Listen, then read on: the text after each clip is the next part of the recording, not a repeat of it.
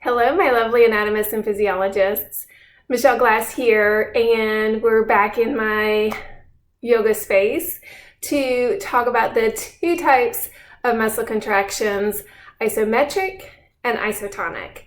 An isometric contraction is one where your muscle is working, there's tension, but you're not overcoming the load, which really means that the muscle's not changing in length, it's not moving.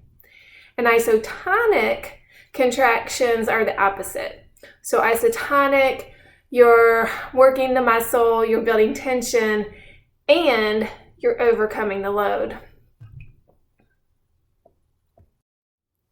So in my squat, I'm doing isometric contraction.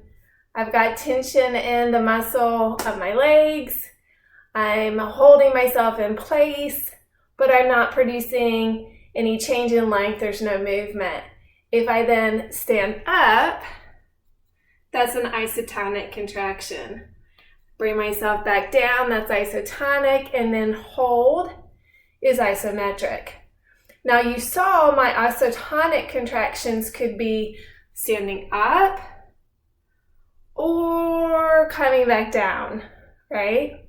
And so what we see is isotonic contractions can be divided into two categories. You can have what's called concentric, which is the shortening of the muscle, and eccentric, which is the elongation of the muscle. And if I was totally ripped, you would have seen that.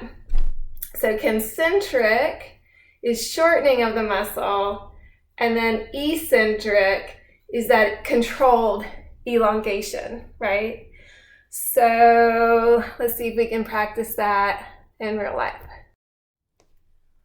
Okay, so I'm in my plank position. I'm holding myself. That would be isometric. I'm going to bring myself down to the ground. That's going to be concentric. Eccentric, pushing myself up. All right, y'all. Take care of each other and yourselves.